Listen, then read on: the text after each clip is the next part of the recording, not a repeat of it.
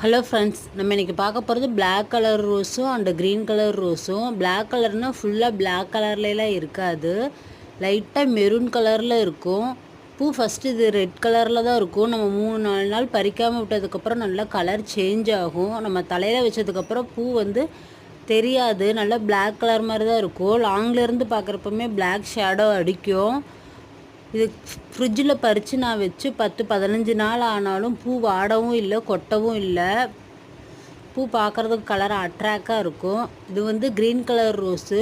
Green colour rose பெருசாலாம் இருக்காது, சின்னதாக தான் இருக்கும். இது வாசமாகவும் இருக்காது, இதில் முள்ளே சுத்தமாகவே இருக்காது. இதுவும் நல்ல பரவி தான் வரும்.